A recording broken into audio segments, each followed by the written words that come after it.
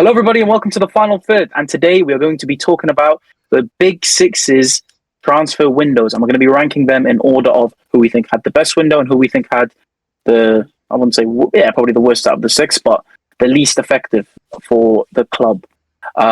We did a similar video earlier last month, and I can read you the list out for it.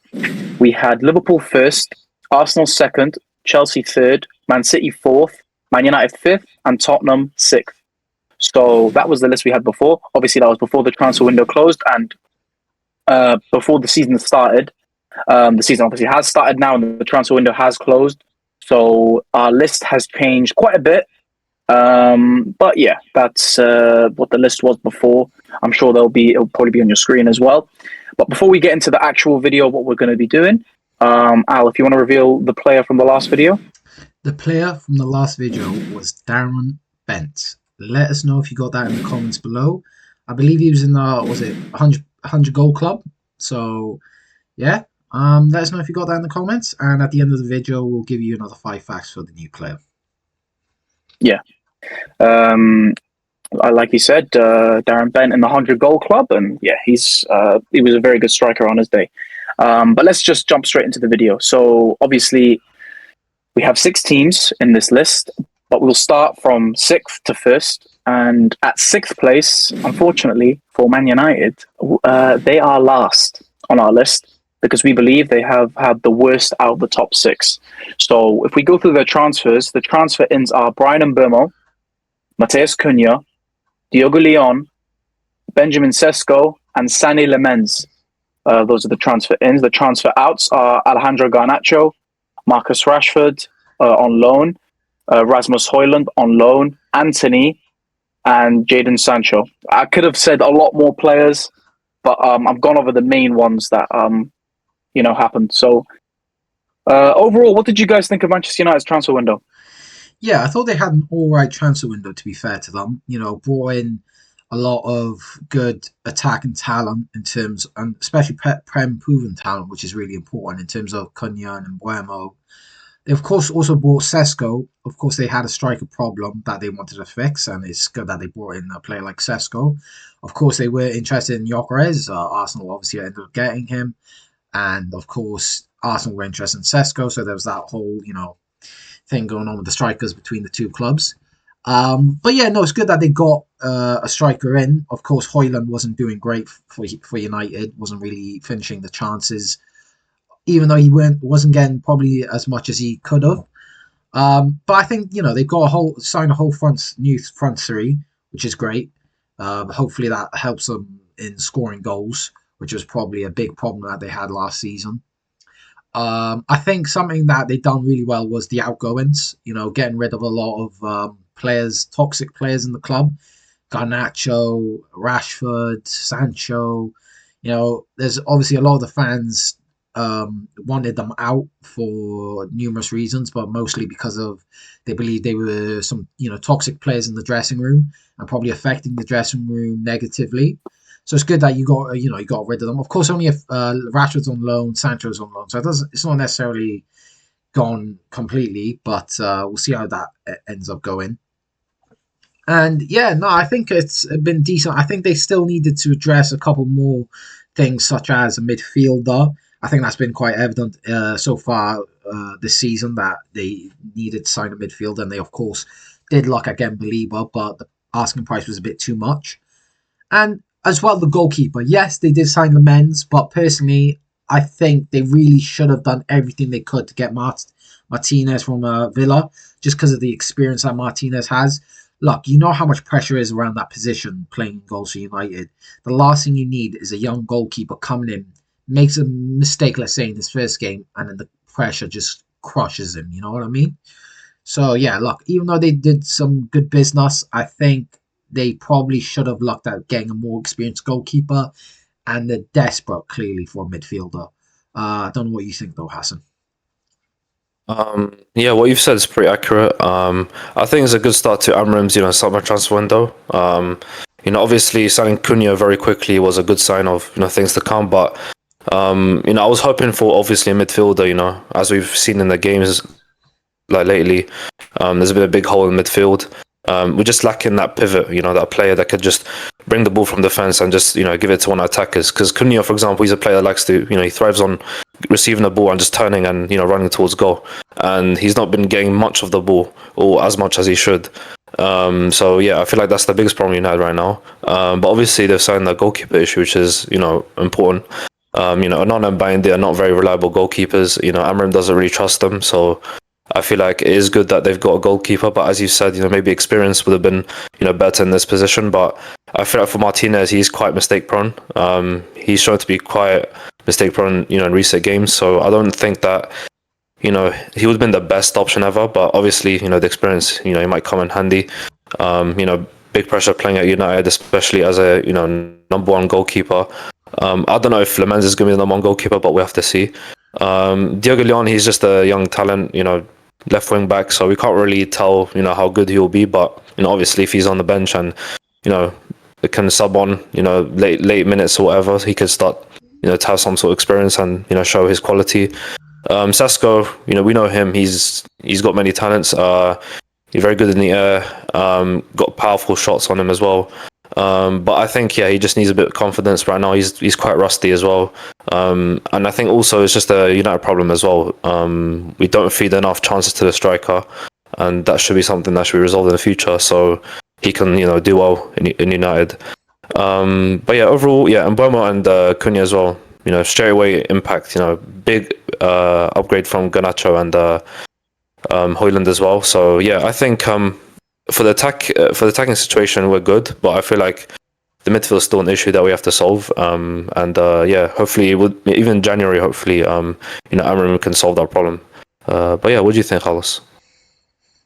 I think we've had a relatively decent transfer window. Obviously we replaced the whole attack, which definitely needed replacing. We had players that were not good enough, had bad attitudes.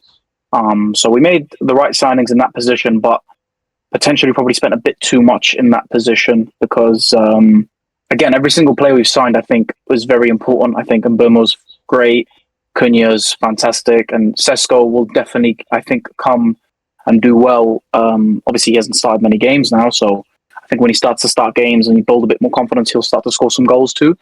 But yeah, I think they're all important signings, but obviously we have a massive gap in the midfield. You guys already mentioned this. But yeah, obviously we were looking at Baliba earlier on. He would have been a fantastic signing, but obviously the quoted price was way too high after the spending we already had. Listen, in terms of incomings, it was decent. Obviously we did get a goalkeeper, Lemens. He's okay. I haven't watched him play, if I'm honest with you. Okay, there's the rumors around him being, a great young talent, and I've seen a couple of highlights since we signed him. But before that, I'll be honest, I've never heard of him. Some people will say, some United fans will probably say, "Oh yeah, I've watched every single game." You know what I mean? I'm the men's number one fan. You know what I mean? But no, that's not the case for me. He probably is a decent goalkeeper, but let's see if he can come in and handle the pressure. And like Ali was saying about Martinez, he probably would have handled the pressure better because he knows what it is to play for a big country and obviously perform on the big stage. But in terms of outgoings, obviously we got rid of Alejandro Garnacho, got a decent fee for him. Probably could have got more, but obviously his attitude problems was a major thing. So getting rid of him for, to be fair, £40 million is not bad. Like obviously we probably wanted more, but he's gone. Rashford's gone to Barcelona. How he's got that move is incredible to me. Fair play to him. Don't take anything away from him. But he's not doing too well as well, from what I know. He's doing okay. He missed the open goal as well. Anybody can miss an open goal. I don't know, man. Yeah. Rashford sometimes has a slow start to the season, but if you remember the season, he played really well. It picked up in the second half of the season where it was like, I think after the World Cup, and he just exploded. He just kept on scoring and scoring and scoring, and was nobody can. If he's back of his ex, then obviously he'll do well. But if he breaks up over that, then it'll be quite a dreadful season for him. Yeah, we'll see. We'll have to wait and see. I think he's at the right club to improve him. 100%. But Højlund's gone to Napoli. I think that's a good move for him. I think obviously they needed a replacement for Lukaku. He needs confidence. He's going to have obviously De Bruyne feeding him, which is obviously you ask Haaland and he loves playing with De Bruyne. So I mean, similar name, similar style of play, similar Old background. McTominay as well. Oh, Paul McTominay, linking up, all the blondes linking up in Napoli, you know what I mean? Manchester Blondies, I think he'll do well. Yeah, exactly. Anthony, obviously, we know what he's done at Real Betis, and I think he can do very well. Sancho to Aston Villa is an interesting one. I don't think he was awful for Chelsea. I just don't think he was inspiring, like with the sort of career Sancho was projected to have. Everybody thought he'd be, the next big thing alongside Mbappe. Do you know what I mean? I think it's his attitude, man, as well. Like similar to. Yeah, no, I agree, 100%. A lot of things about when he was at Chelsea that he was missing a lot of training sessions and stuff like that. I saw Fabrizio Romano shut that down straight away. Apparently, it's not true. Maybe that's not true then. So listen, and United, not during Chelsea. Listen, it might have been for Man United. That's true, and I know for Dortmund he missed a couple training sessions as well. Listen, players with bad attitudes don't do well at big clubs because if you're a very good player, you want to work hard every single day and be there. And unfortunately for Jadon Sancho, it is on him. He didn't do that. So, unfortunately, he's getting loaned out from these clubs here and there. And obviously, he's into his last year of Man United contract. So, let's see where he goes after that. But I highly doubt he'll go to somewhere very big. But that is it for the Manchester United transfer window. So, we'll move on to fifth place. And that is the other side of the city, Manchester City. They had a better transfer window than United, obviously. The incomings: Tajani Reinders, Ryan Ignori, Ryan Cherky, James Trafford, and Gianluigi Donnarumma. So those were the incomings. And the outgoings were De Bruyne, but he left on a free transfer, so it doesn't really matter. Ederson went to Fenerbahce. Manuel Akanji went out on loan. Kyle Walker got sold to Burnley. Jack Grealish went out on loan to Everton. James McAtee went to Nottingham Forest. And Ilkay Gundogan went to Galatasaray. So that is Manchester City's transfer window. What did you guys think of it? Yeah, I thought they had a good transfer window, pretty good one indeed. Considering that they lost De Bruyne, of course, during the transfer window to Napoli pretty early on, it was clear that they're going to have to try and somehow replace him. Of course, you're never going to replace him. He's like pretty much top 5 midfielders, at least in Prem history. So replacing him is never going to be easy, but they've got to obviously do it, and they've brought in some good players in terms of Tajani Reinders, Ryan Cherky, to try and replace him. Of course, we've seen how good Tajani Reinders is and can be. Ryan Cherky does look exciting. Of course, he scored against Wolves, but hasn't really done much since, and I think he's injured as well. So not sure when we'll see him again. Hopefully soon, but. We know how good he can be. And then they've also brought Ryan Aït-Nouri, which I think was an important signing for them because they obviously didn't really have many fullbacks and they obviously sold Kyle Walker. But to be fair, Kyle Walker was kind of deteriorating in terms of his just talent in general. Obviously, he's very known for his pace, and as he's getting older, so he's going to lose a lot of that pace, which it is quite clear he has. So yeah, bringing in Ryan Aït-Nouri, who was a great Prem-proven fullback, I think is a good move for them. I'm not really too sure how he's done so far. If anyone of the City fans are watching this, let us know in the comments how you what you think of him. And who else did they bring in? So they brought in Ryan Aït-Nouri, was it Johnny Reinders, Ryan Cherky? Who else? Trafford. James Trafford. Oh, Trafford. Yeah, it's a bit sad with what's happened with Trafford. Of course, they also just recently brought Donnarumma towards the end of the transfer window, and it's kind of sad to see. It was clear that they were going to sign Donnarumma right after that Tottenham game, realistically after the mistakes Trafford made. And I think it's quite sad. He's a young goalkeeper playing for a big club. He's going to make a mistake or two. And in my opinion, I think the mistakes have come from what he's been asked to do. Of course, they want him to play out the back, and he's tried to do that. And in doing so, he's made a mistake and, given away a goal. But, I think he is a good goalkeeper. And, bringing in Donnarumma, who's also relatively young, to be fair, for a goalkeeper, it just probably shows that Trafford may not get the game time he was expecting to get at City, which is really sad for the talent that he is. So I'm not too sure what's going to go on with Trafford, whether he gets loaned out in like January or anything. We'll have to wait and see on that. But yeah, I do think they've had a good transfer window. Do think they could have still probably addressed some areas still on the field. Possibly right back. Of course, I know they brought in Aït-Nouri, but he's a left back. So yeah, probably could have still brought in a few more players, but look, they still had a good transfer window, I think. What about you, Hassan? What do you think? Yeah, I agree with you. I think they had a good transfer window. Signed quality players. Tijani Reinders, Aït-Nouri, and Cherki, three very good players. Trafford has had a bit of a shaky start, as we all know, against Tottenham especially. I think that's just mainly, confidence issue, playing at a big club. He didn't come from the biggest club ever, so obviously, there's a bit of pressure on him, especially if he's going to be the number one for City. But yeah, as you said, they signed Donnarumma late in the transfer window. As we know, Donnarumma is world-class, probably the best goalkeeper last season as well, so...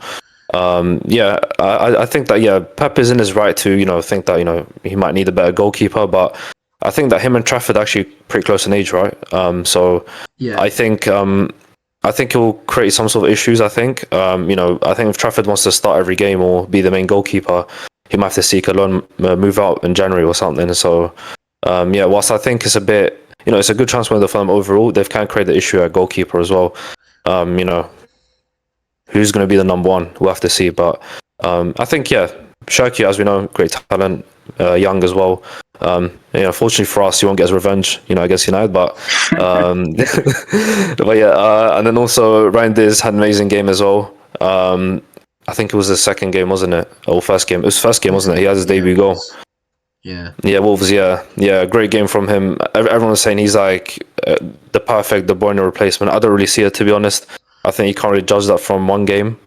I think De Bruyne, as you said, he's one of the best midfielders in Premier League history. So, to make quick assumptions like that isn't really the best thing to do. But I think he's a good player. Just need to give him more time and see what he's capable of. And overall good transfer window. I think they did slightly better than Man United. I don't think they did a whole lot better. But yeah, that's what I think. What about you, Khalis? I mean, like you said, they obviously did better than Man United, but they didn't really fill in the gaps they needed. I've seen loads of Man City fans talking about the right back position, and some of them doing combined 11s and just not including anyone or including players that aren't even in their squad. I saw one guy actually have Messi at right back, which is okay, fair enough. I think everybody wants Messi in their team, but it's just not how it works. But obviously that's a massive gap. They've had problems with their fullbacks for the last couple seasons. Obviously, Pep's been playing centre backs there. Aït-Nouri's come in. I think he's done a decent job from what I've seen of him. It's not bad. And Ali was talking about James Trafford and how Pep wants him to play out with his feet. Obviously, they brought in Donnarumma now. I don't know how that's going to work. It's going to be maybe a controversial take. I mean, Pep wants his goalkeeper to play out the back, right?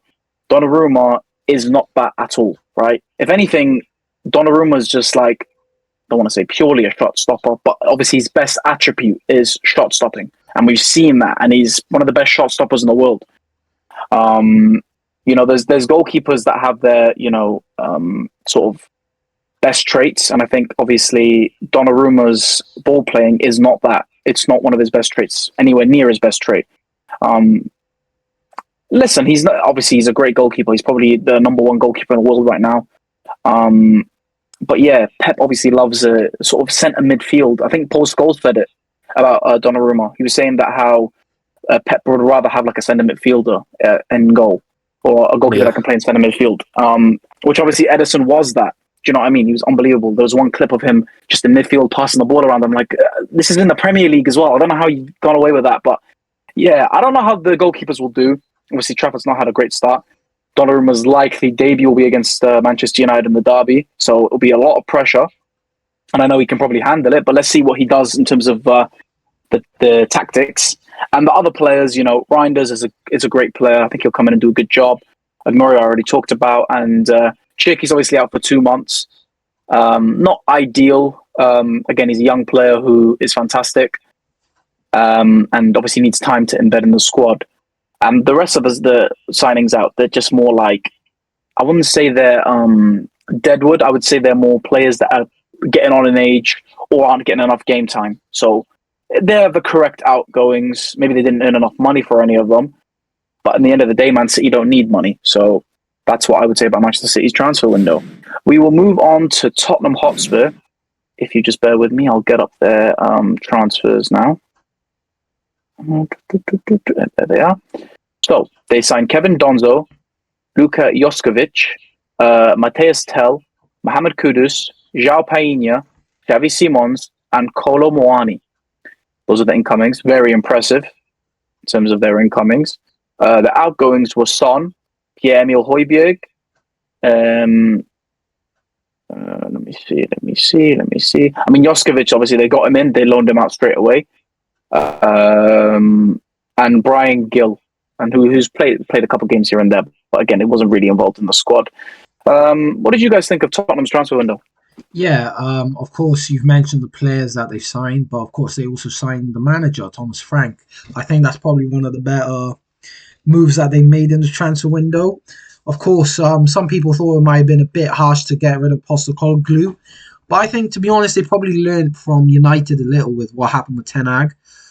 They probably thought, instead of giving Postecoglou maybe a few games at the start and then sacking him if it all went wrong, probably better off to sign a new manager and give him a pre-season. So I think they made the right decision. And not only did they do that, but they brought in a great manager, and Thomas Frank. I really like him.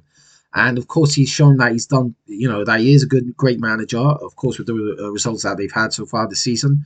Of course, they lost to Bournemouth, but I think that was due to, the lack of creativity in that game. And of course, they bought Xavi Simons.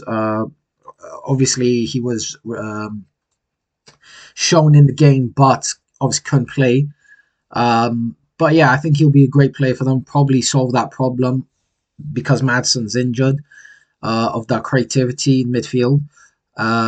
Who else? They've obviously brought Kudus. Now, I know how good Kudus is, as much as I hate talking about him and, the way he left, very snaky. He is a great player, I have to admit. I know that from the first season that he was at West Ham, and I know a lot of fans, for some reason, didn't rate him because of the second season, but I'm not really sure why, because it was quite evident in that first season how good of a player he is and can be, and he's clearly already shown that a bit at the start of his Tottenham career with a couple of link-ups with Richarlison. Not only that, an underrated signing for them, Painha in the midfield, a very, very solid CDM. I think he's brilliant for them, going to be brilliant for them. Really lock down that midfield for them. Midfield's so important in the Premier League. A lot of games, Charles has mentioned, can be won and lost in midfield. So it's really good that they brought someone in like Painha, who's obviously experienced in the Premier League. Obviously, he played in Fulham, and he did really well there as well. I think they've just had a really good transfer window, to be fair. Of course, they needed to, because they've got Champions League football now, so they needed that depth. And I think they've done well because they've already had a good squad. And I think, all they need to do is really just add that quality and depth. And I think they've done that personally. So yeah, that's my opinions on the transfer window. Well, what would you say, Hassan? What do you think? Yeah, I agree. And your insight on the manager is actually spot on, to be fair. I think Postecoglou, finishing 17th is unforgivable. I think it's, no matter how bad the squad is, injuries, whatever, for a club like Spurs to finish 17th is, is something that you wouldn't imagine. In that season alone, United finished 15th and Spurs finished 17th, so it was a bit of a freak season for both teams. But I think it is a smart choice for them to do. As you said, Ten Hag being sacked in the middle of the season was not ideal for United, so they didn't want to repeat the same mistakes as United did. Thomas Frank is a very good manager, proven in Prem as well. I think that's what Tottenham have been doing as well, signing Prem proven players. Palinha, very good for Fulham.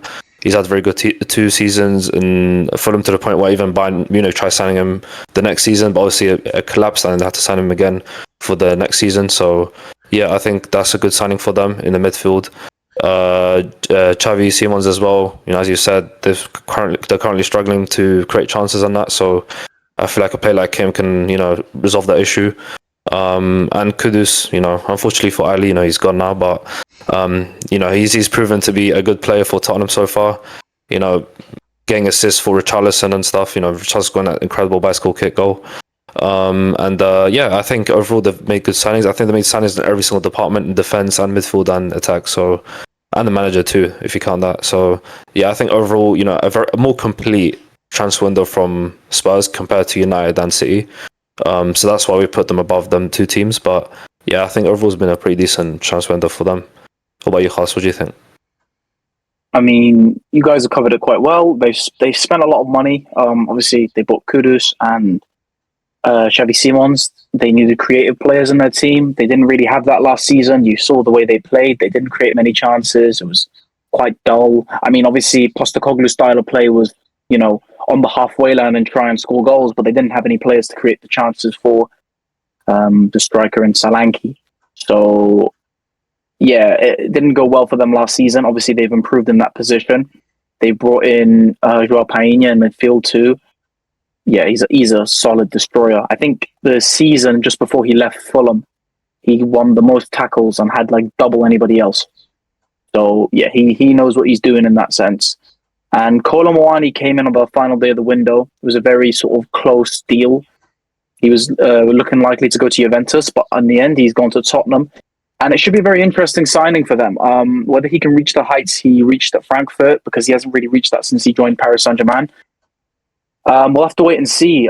He is a good player, but again, it's just about can he embed. I mean, Tottenham have a good team. If we're honest, last season they really got hindered by injuries, especially in their defense. And yeah, it wasn't good for them last season. But in terms of outgoings, they didn't really make much. I mean, if you compare it to, let's say, someone like United made a lot of money when it comes to sales, but they didn't really do it early. They didn't get their business done early. So that's why we probably knock them down. And in terms of Tottenham, they got everything done relatively early. Obviously, I know Xavi Simons, but that's more of a position where he looked like he was going to go to Chelsea. Kolo Muani, last day signing. But obviously, Painha and Kudus were probably some of the more important signings they made, and they got that done relatively early. So that's why we put them up fourth. If we move on to Chelsea now, because they are third place. Just bear with me, I've got to scroll all the way up. Wow, there's a lot of outgoings. Okay, and a lot of incomings. So Chelsea's incomings were Jamie Gittins, Joao Pedro, Liam Delap, Joral Hato, I think that's how you say his name, or Joral Hato, Estival, Garnacho, and Buonanotte. So those were the signings in. Petrovic was sold, Kepa was sold, Madueke was sold, Ralph Felix was sold, Dewsbury Hall was sold, Broja was sold, Vega was sold, Chukwemeka was sold, Nkunku was sold, and Jackson was loaned out, and so was Ben Chilwell. So that took a lot of my breath. But yeah, they did a lot of business in terms of outgoings. Yeah, I mean, what do you guys think of Chelsea's transfer window? They've had an absolutely amazing transfer window. They've absolutely transformed that attack. And you could just see that in the signings. Look, of course, they've been looking to get a good striker for years. Of course, they had Nicholas Jackson, who did well for them, to be fair to him. But it's clear that they wanted to move him on and get someone in that they believe would be better. And I think they did in terms of Joao Pedro. Of course, they first signed Liam Delap, and then they signed Joao Pedro. But I think with Joao Pedro, and it's shown already, is that he's very versatile. Not only can he play striker, but he can play cam and other positions. And they obviously showed that in the last game against Fulham, where they had Liam Delap at striker and they had Joao Pedro at cam, and how well that worked. So, you know what I mean? So at first, I remember seeing, after they had signed Delap and they signed Pedro, I was thinking, like, how would that work? Why they signed two strikers is a bit odd. But to be fair to them, and the manager, he's worked it out, and it seems like it's worked really well for him. Not only them two, but of course, a player that I'm actually quite excited to see play, but I don't think he has played yet, is Jamie Gittins. I think he's will be a very good player for them, but again, we're just going to have to wait and see for him to play. Esteval, now, of course, we saw him against West Ham and how great he was. I think he got man of the match that game. Young talent. I've gone for young player this season in my predictions. Of course, I think Charles Palmas. Did you put him as your best player for the season? Player to watch. Player to watch, apologies. Yeah, and look, they've signed a lot of great players. Hato a fullback or centre back? Just to Centre back, I think. They bought him as a fullback, as a left back, but he can play centre Interesting. back. Okay, well, look, I think I think I've said it possibly before, but I think Chelsea, the only place that they could have really improved on in transfer window, or at least focused on, or at least address, was the defense and the goalkeeper. Now they do have great players in defense, and like Colwell, Colwell, and like Hato, that they brought in. I'm sure he'll do great for them. But personally, I think they really still needed to invest in some experience in the defence, and not only just in the defence, but the goalkeeper. Now, I don't think I have to say. I think Chelsea fans will say it. They said it all the time. They'll probably, if there's any Chelsea fans watching this video, I'm sure they'll comment about it, about how Robert Sanchez is probably preventing them from going forward. Of course, he had a great Club World Cup, but I'm not going to lie, even against like West Ham, I know we only scored one goal. But personally, I think he could have possibly done better for that goal. Even though it was a great goal from Paqueta, I think he could have still done a bit better, if I'm being honest. And there's been times where, he's cost them games and stuff like that.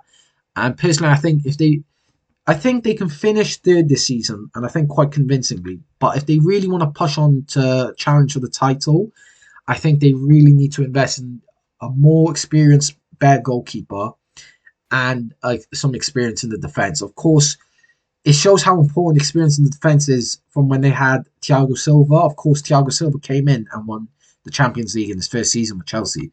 You know what I mean? So it clearly shows how important having that experience is in the defence to be able to really command the defence. And yeah, so I think they're just really lacking that in the defence at the moment. So if they were able to address that in the transfer window and the goalkeeper, I think they probably could have been second or first. But just because of that, we had to put them third. But to be fair to them, an underrated side to their transfer window was the outgoings. Of course, I believe I saw somewhere that they might be positive in terms of net spend this transfer window. Now, I don't know if that included the Club World Cup, like the money that they got from that, and finishing where they finished in the and winning the Conference League. So I'm not sure if that was included, but you know what I mean? So they obviously sold a lot of players for great fees as well, like, João Felix, Madueke. Who else did they sell? Of course, they loaned out Jackson. And I'm not sure. Is there a fee that might, like an obligation to buy possibly, or buy option? It's a high loan fee. It was like 15 million, something like that. Oh, but there you go. Yeah. You know what I mean? So they made a lot of money. They made a lot of money for sure. Now, I was mentioning about the defense of the goalkeeper. Yeah, I think it was a bit weird that they signed Garnacho, considering that I think a lot of Chelsea fans knew that they had this problem. Probably even Maresca himself knows that he could probably have addressed those issues. So I think that Garnacho signing was a bit unneeded, really, and probably could have been spent better in those areas of the team. But, overall, great transfer window, and that's why we put them third. What do you think, Hassan? Yeah, as you said, overall, very good transfer window from them. Both sides, outgoings and ingoings. However, I think that, as you said, the last point about Garnacho, I think that was an unnecessary transfer for them. I think it's just 40 million in the waste. I think they should have invested that somewhere else in defense, like you said, or goalkeeper. But yeah, I think overall in the attack sense, they've invested a lot, and for good reason. As you've seen, João Pedro being a key figure for the the win in the Club World Cup. And yeah, overall the attack looks very good. I think Delap has got an injury though, which is unfortunate for him. But yeah, I think the attack is pretty much fixed itself, after that transfer window. Midfield, I think midfield Chelsea is good as well. The midfield last season is probably their strong points. Caicedo and Enzo Fernandez being good partnership. So I think that's an area that they don't really need to be worried about. But the defense, as you said, they're lacking a bit of experience. Obviously, injuries can come into play as well. If James gets injured as well, we know him; he's quite injury prone as well. So if they lose the captain and the right back, could end up pretty bad for them. But yeah, and also as you said, the West Ham game, I also watched that game, and I thought that Robert Sanchez could have done better for the goal. His position kind of off as well. He didn't position himself well. He just stayed in the middle of the goal. Didn't really know where to move. He was just, I don't know, he was just still for no reason, like a statue. So yeah, I think that's an area they could have definitely improved on. But hey, look, overall, I think it's a very good transfer from them. I think the attack is, 10 out of 10 right now. Midfield was never an issue. I think, yeah, as you said, the experience, could come and affect them in the future. I think in the Conference League, though, I think the youngest team on average. So, obviously the lack of experience can, come to bite them in the future. But, we have to see, to be honest. And, yeah, that's what I've got to say for Chelsea. What are you, Carlos? What do you think? I think in terms of when you talk about lack of experience, it's obviously not in the sense of the squad. It's more, obviously, you guys have made the point in their defence, because I think they are a young squad, but they are winning trophies. And obviously they won the Club World Cup and they were convincing in the final. So, yeah, maybe it's not a massive issue because obviously their centre-backs even in that game played well. But again, I think they've got a couple of injuries there. I think Levi Colwell, if I'm not mistaken, has he got a bad injury? I think so. I think he's done a bad injury. Tossen's not a bad player, but again, you want that. Each of the big successful clubs, they had at least that one centre back where you could say this guy is world class. Because if you have that rock in defence, then you're sort of relaxed in that side of the game. But in terms of goalkeepers, that's the position they definitely should have looked to improve. I think the signing of Donnarumma for Man City would have probably been way better for Chelsea because with their style of play, it's not really. It's probably more heavy metal in terms of there's not really tiki taka passing the ball around like that. You know what I mean? And the back. Exactly. So I think Donnarumma. I mean, he does his job. He keeps the ball at the net, and that's what Chelsea needed. Because I think with Robert Sanchez, like Hassan said about his positioning, and obviously that would have been a great signing. But in terms of their attackers, and obviously that's where they invested the most. Yeah, it's fantastic. They signed quite a few left wingers, probably not necessary, but they bought 2 new strikers, which they needed. Obviously, Jackson's gone out. Joao Pedro looks fantastic. Obviously, that cup final against PSG, great. That chip over Donnarumma, who we were just talking about. It's very good. Estevao looks very exciting. He played for Brazil last night and scored a bicycle kick, and it was literally on the line, but it still counts. Scoring a goal for Brazil at 18 is, very impressive. And look, I think he's the future of Chelsea, and he's very exciting. Obviously, like Ali said, he's my player to watch, and this kid looks special, man. I don't want to say, next big thing, all of that, but he does look very special. Playing for Brazil and Chelsea at 18 is not something many players can say, So, yeah, definitely my one to watch. And yeah, they've had a good transfer window. And that's pretty much all I can add on that sense. So we will move into the top 2. Starting off with the most consistent second place finisher in the world, and that is Arsenal. We'll look at the transfer incomings, and it was Kepa, Zubamendi, Norgard, Madueke, Mosquera, Gyökeres, Eze, and Hincapi. So a very solid transfer window in terms of incomings. And then there was nothing really much in terms of outgoings. Jorginho left, Tierney left. They sold Nuno Tavares. Tomiyasu got released. Partey, let's not talk about him too much. He got released. Vieira, Quivio, Zinchenko, Nelson. These were all either loans or very low fees. So not much in terms of income, in terms of money made, but in terms of money spent, they've spent money and they've spent it good. So what do you guys think of Arsenal's transfer window? Yeah, amazing transfer window. They obviously addressed a lot of issues that they had. Of course, midfielder was Zubamendi. Of course, they had a good midfield, but they definitely needed someone like Zubamendi, and they took him off Liverpool's hands. Of course, Liverpool were interested in him before. But the biggest thing that they addressed was the striker position.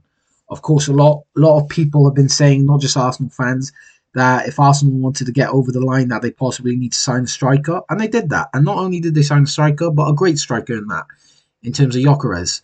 Of course, he probably hasn't had the start to his Arsenal career that he would have hoped for, even though he did have 2 goals against Leeds.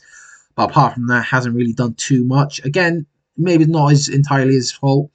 They haven't really given him the chances to be able to finish and get goals. But in terms of that, they obviously brought Eze, to hopefully counteract that, in terms of that creativity and creating chances and being able to get Gyökeres some chances to score.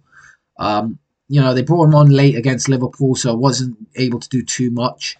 But look, I think he'll be great for them in the future. Something that only position they probably didn't address that they could have was left wing. Now I know Eze is possibly could play over there, but obviously that's not necessarily his position.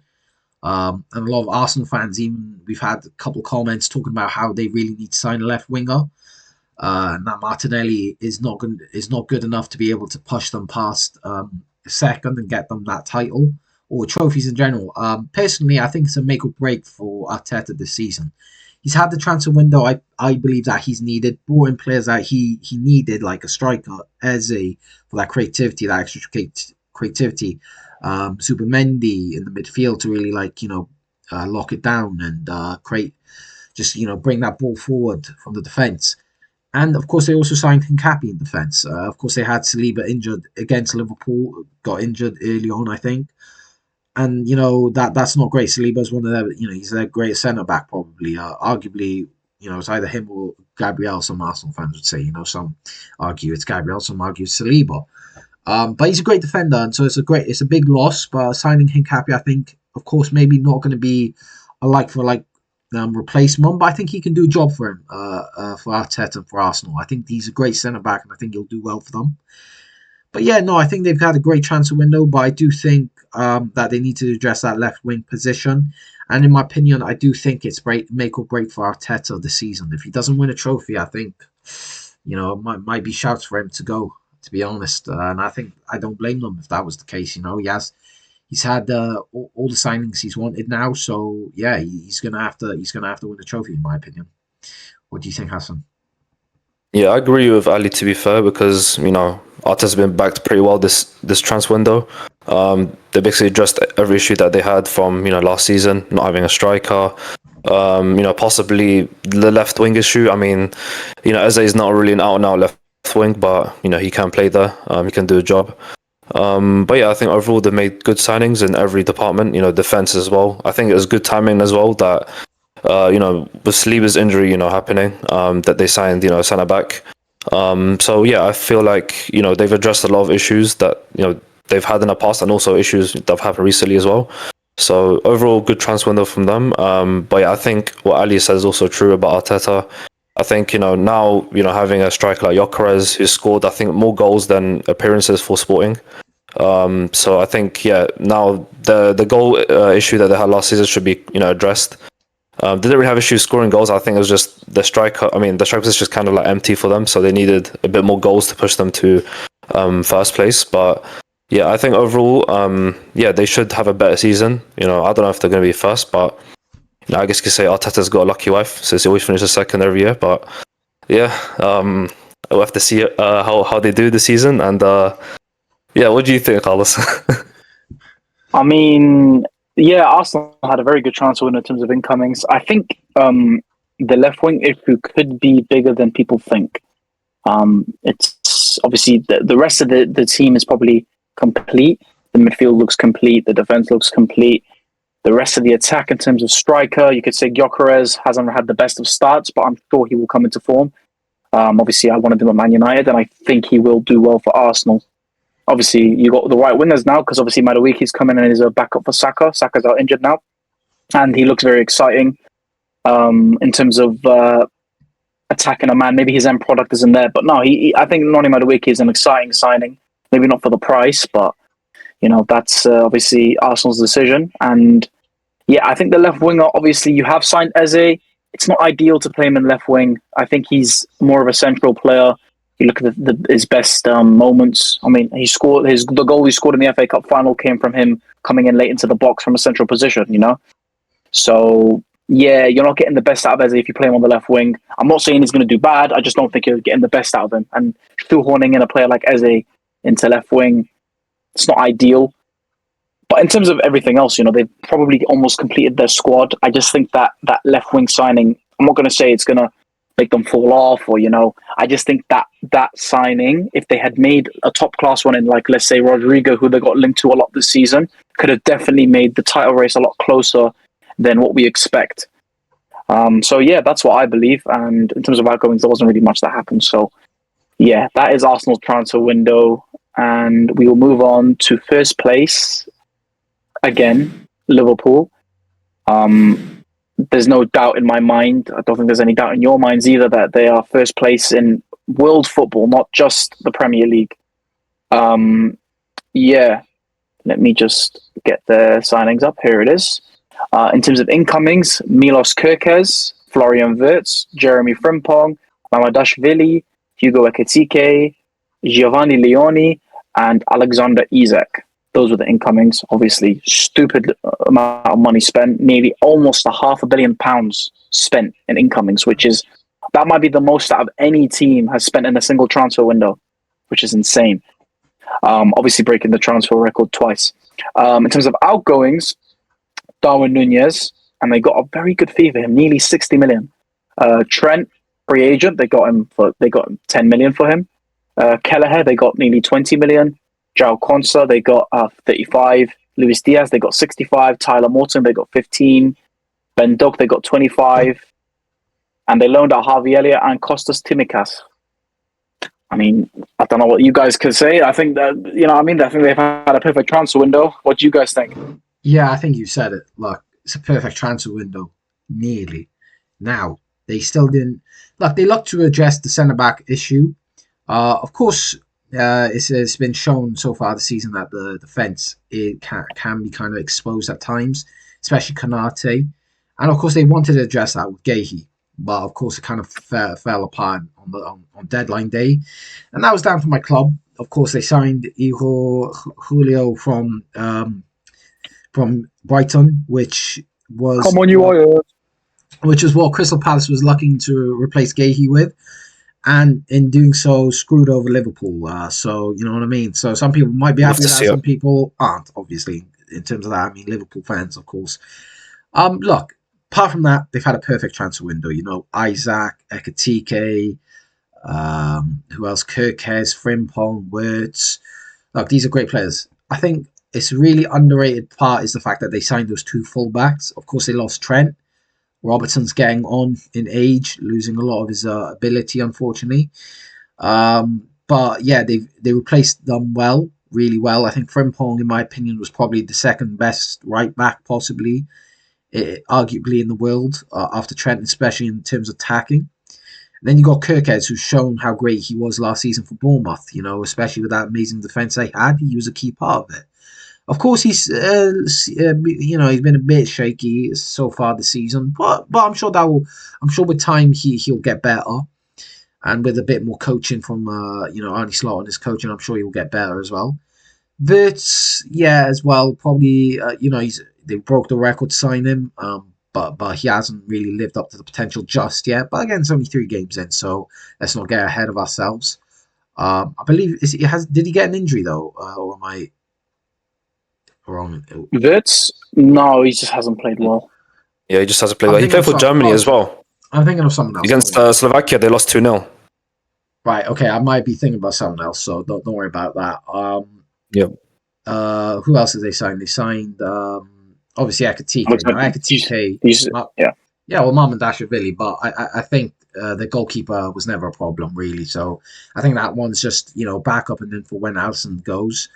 But yeah, they obviously signed as well Ekitike, who's shown how great he is, and then the biggest signing I think of the transfer window really. Obviously they did break the record, sign him. So Isaac, yeah.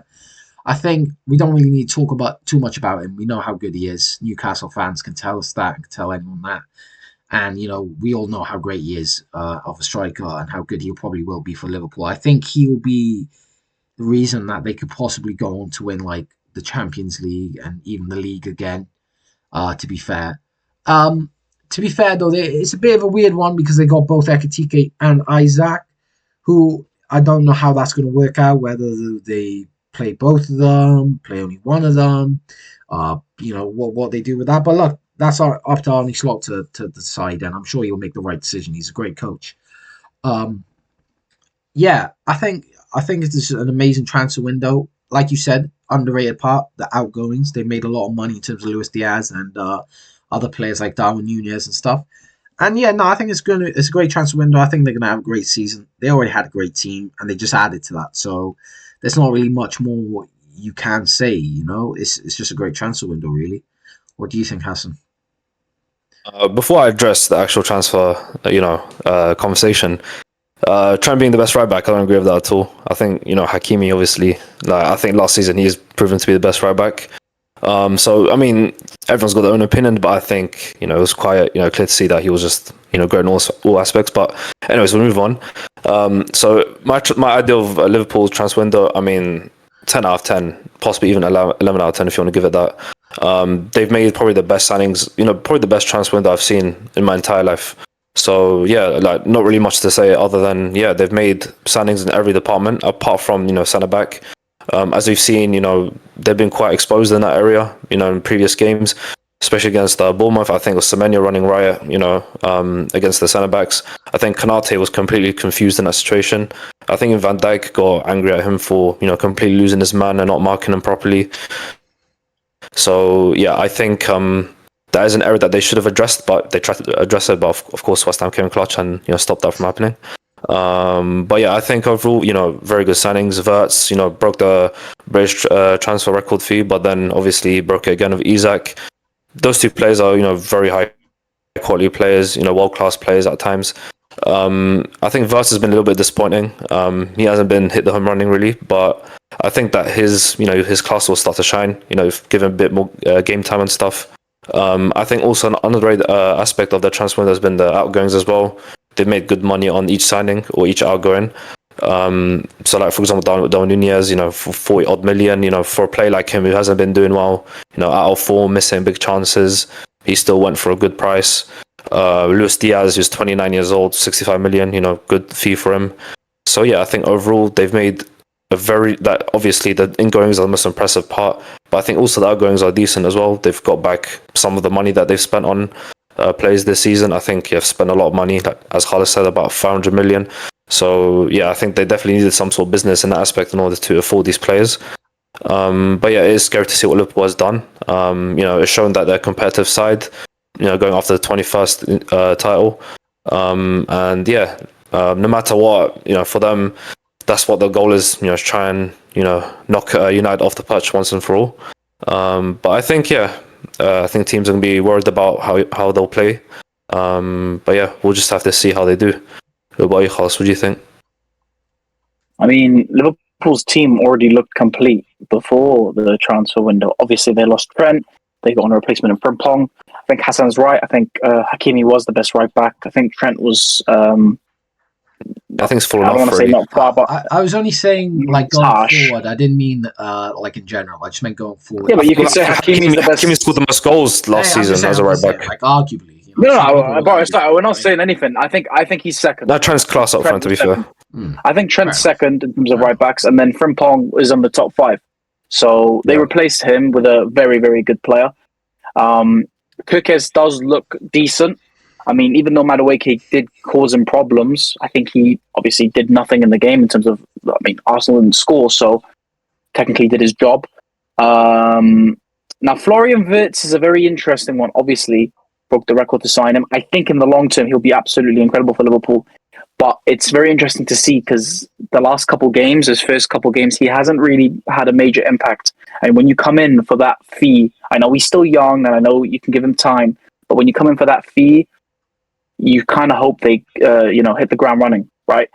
I'm sure he'll come through, and I'm sure he'll do fine. Giovanni Leone is the young centre-back they signed.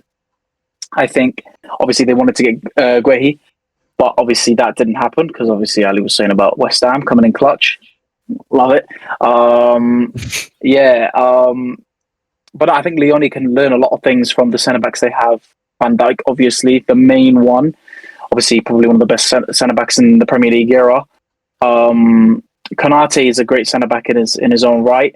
And to be fair, Joe Gomez is a decent centre-back as well. So if you learn off all these players, you're defending against all these great attackers as well, in terms of Salah and obviously Hugo Ekitike and Isak now, and all the other attackers they have. It's going to be very good. He's going to become better from training. And obviously, they bought him for a big fee of 26 million. I think he can do very well. Maybe not this season, maybe not the season after that, but he'll definitely come good for Liverpool in my humble opinion. But you look at the striker position; they've absolutely gone and smashed it out. They spent over £200 million on 2 strikers. People would spend that much on their whole, transfer window. These guys just went and spent, on 2 players. They went and spent over 200 million. It's incredible. Hugo Ekitike has come in and scored 3 goals in 4 games. I mean, that's a great return for a striker. You know what I mean? Yeah. And then they've gone on top of that. And they've gone on top of that and bought Alexander Isak. I mean, there's not much you can say. I mean, Isak was arguably one of the best players last season in the league. You know what I mean? And probably the best striker in the league. Obviously, I think only Mo Salah got more goals than him, or something like that. Or he was in the top 3 for goal scorers, I believe. Haaland as well, obviously, but I don't know if Haaland was top 3 though. I'm not sure. Maybe he was. I think he might have been, but we'll have to see. Yeah. Anyway. Anyways, it doesn't matter. He's probably a better player, if we're honest with. He's more complete. In terms of overall game, more complete. I think he suits Liverpool's system more. Al, you want to say something? No, I was just saying, maybe you could say overall fair enough, but as a striker, I still think Haaland's better. As a goal scorer, I agree. I think Haaland can score any type of goal. I mean, he's tall, he's strong. I think on current form, I think Isak is better. I think we'll have to wait and see. Haaland has got high ceiling. We'll wait and see. We'll digress. Now he's at Liverpool. Maybe he'll get even better and maybe overtake Haaland. So let's just wait and see. Yeah, but like you said, in terms of goal scoring, Haaland's not. You can't question him. But I think Isak for Liverpool is their most important signing. They've obviously had major issues with. Unfortunately, Darwin Núñez didn't succeed at Liverpool. And that was the position they wanted to upgrade, and they brought in Hugo Ekitike and Alexander Isak. And I think Isak will transform their team. And it's looking very scary for every other team in the league. I think Liverpool could potentially walk the league again. And they could even, Champions League. They'll definitely probably mount a very good challenge in that. So there's not really much you can say. Yeah, Liverpool just look fantastic. And like you guys said about the outgoings they made, I don't even know what to say. Yeah, it's just unbelievable. Literally one of the best transfer windows I've ever seen, because they did well in both aspects in terms of incomings and outgoings. But that it will complete the video today. Obviously, I'll go through the list again, and I think we'll have the old list and the new list one by each other. The new list is Liverpool 1st, Arsenal 2nd, Chelsea 3rd, Spurs 4th, City 5th, and United at 6th. That is our list. Whether you guys agree or disagree, please leave that in the comments below. And if you disagree, please put your lists so we can see and maybe interact and see and give us your reasons why. But thank you guys for coming in. Before we finish the video, just wanted to obviously do the most important part of the video, and that is the quiz. Al? Yes, let's start with the quiz. First fact is he began his professional career at Shrewsbury Town, his boyhood club, before moving to the Premier League. The second fact, he won the Golden Glove for most Premier League clean sheets 4 times, more than any other goalkeeper at the time. Third fact, he was loaned to Torino in Italy's Serie A, becoming the first English goalkeeper to play regularly in that league. The fourth fact, he was England's starting goalkeeper at both Euro 2012 and Euro 2016. Fifth and final fact, he played the majority of his Premier League career at Manchester City, winning 2 league titles under Roberto Mancini and Manuel Pellegrini. Now let us know in the comments if you think you know who that is, and we'll reveal him in the next episode. Thank you guys for coming in. Really appreciate your time. Again, if you have any suggestions for the video, we have another video coming up that will probably be the Premier League all-time 11.